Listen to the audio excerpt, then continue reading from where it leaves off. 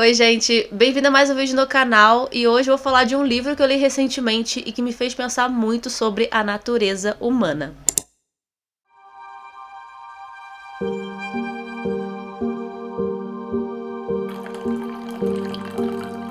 Eu li recentemente um livro do autor brasileiro Ivan Freitas, com o seu livro Sete Veredas de Solidão.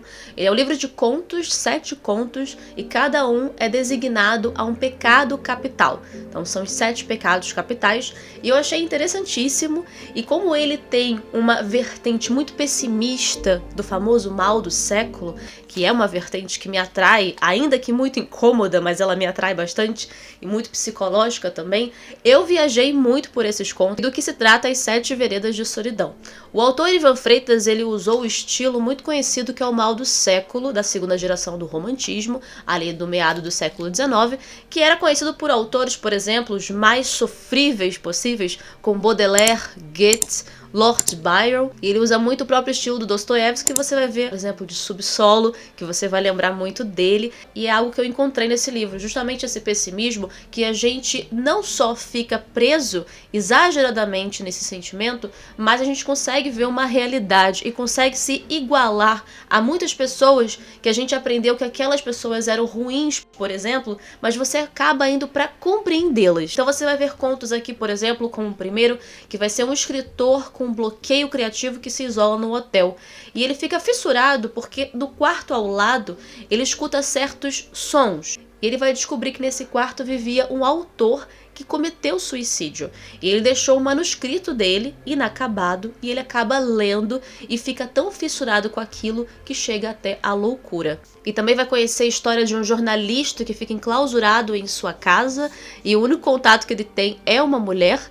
E um homem solitário numa rotina solitária que vive numa periferia e a sua única companhia é uma coleção de bonecas. Ou a história de um homem que sabe que vai morrer, que sente a presença da morte chegando, ou ainda a história narrada pelo Sol, que foi a minha favorita, aliás. Esse Sol fica fissurado por uma jovem e fica rondando e observando-a, mas ao mesmo tempo, dentro da sua soberba, justamente por ser a grande estrela, o centro de tudo, onde a Terra gira em torno dela, ele vai divagando sobre vários acontecimentos que acontecem na própria Terra, e ele divaga muito, principalmente sobre o tal do mal do século. Esse conto eu achei muito bom, porque você vê justamente o pecado que é a soberba, e não tinha como não ser o Sol.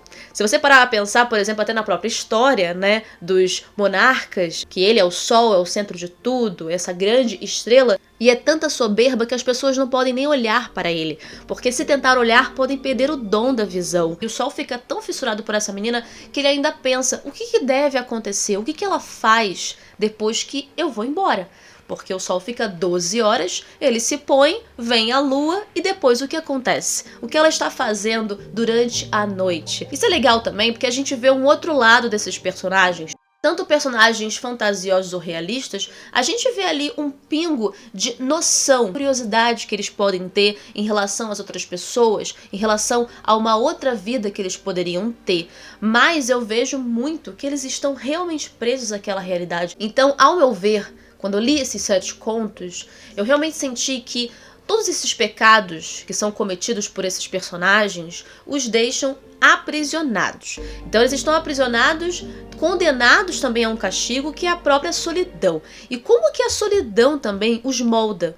Como que a solidão ela faz com que a pessoa tome certas atitudes, tome certos pensamentos. E uma frase perfeita aqui no conto do João e Maria, essa releitura que ele faz, enquanto o João está preso, ele tem vários pensamentos sobre várias lembranças, sobre várias idealizações, que dentro do estilo do mal do século você pode pensar que são idealizações ultrapassadas, porque tudo é muito mórbido também, né? Dentro daquele contexto mais realista. Ele tem ciência dessa solidão que ele tem agora. Foi o que mais me representou. Ele me representou porque, apesar daquilo que ele estava vivendo naquele pecado, que o pecado aqui é a gula, ele estava tentando ser livre. Ele não deixou de pensar nessa liberdade. E nessa frase ele diz que o João se encontra livre, mas aquela liberdade que ele tem está somente dentro da sua cabeça. E uma coisa que eu adoro nos livros é que enquanto a gente lê essas histórias, mesmo que o autor coloque ali o que ele quer passar, e você vai interpretar, como o leitor vai interpretá-la, ao mesmo tempo você pensa outras coisas, outras reflexões a partir do texto. Então, graças ao Ivan Freitas, com esses contos, eu fiquei também pensando sobre mim, sobre a minha natureza humana. Será que no final de tudo seria melhor se fôssemos todos ingênuos? Se a gente pegar então a tal história de Adão e Eva, não seria melhor então se não tivesse provado o fruto proibido? Seria melhor se a gente não soubesse de nada, que esses sofrimentos e pessimismos nem existissem? Mas dentro do nosso contexto, a gente não tem como sair disso. Então todos nós somos, de certa forma, esses personagens que estão aqui dentro. Estamos aprisionados realmente dentro desse pessimismo, dentro dessa realidade. Porque o tempo todo a gente tenta ser otimista, mesmo sabendo que no final vai sim dar tudo certo, mas pensa só, a gente sempre está como o escritor do primeiro conto, estamos obcecados em alguma coisa que está do outro lado, que nós temos curiosidade, ou como o próprio João, que está literalmente preso em algo, ele começa a ver, por exemplo, na bruxa, uma pessoa que pode ser igual a ele, ou o jornalista que está enclausurado em sua própria casa, ou o sol que está obcecado por alguém, ou você ser aquela pessoa que sabe que a morte está por vir. Nossa, Bruna, que pessimista. Sim, que pessoa atormentada. Sim, mas é a realidade. Essa é a realidade. E sim, eu acho que o Ivan Freitas ele fez um trabalho ímpar nesse livro, muito original, e eu adorei ter tido a oportunidade de ler esse livro, de ter em mãos contos tão fortes, mas que me mostraram uma noção, uma reflexão que eu estava precisando e não sabia que precisava. E quem sabe você também está precisando de algo assim e não sabe. Então eu super recomendo Sete Veredas de Solidão. Aqueles que gostam de Dostoiévski, que gostam de Baudelaire, que gostam dos autores sofríveis, que adoram escrever sobre sua realidade e muito pessimismo. Os nossos autores malditos do mal do século. Então se você é simpatizante deles, vai curtir muito esta obra. Mesmo se você não curtir tanto livros de contos, eu super recomendo ainda. Porque são contos que você não precisa ler imediatamente todos. Você não precisa correr com a leitura, porque eu acho que não é essa a ideia. Eu acredito que o Ivan Freitas não fez com essa ideia. Você precisa entrar mesmo nessas histórias e aprisionar junto com elas. É outra coisa que eu também senti durante a leitura. Estou aprisionada com esses personagens. Então todos nós temos conosco essas 7 veredas de solidão.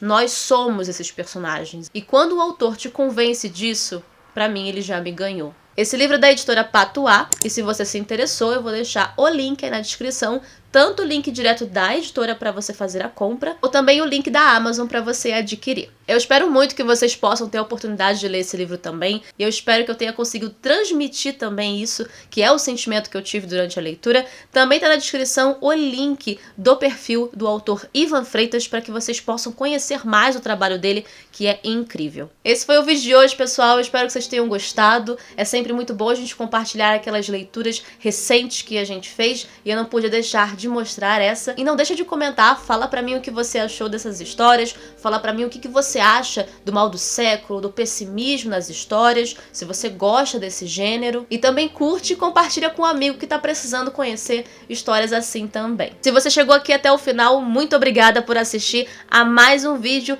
do Bruni Livros. Tchau!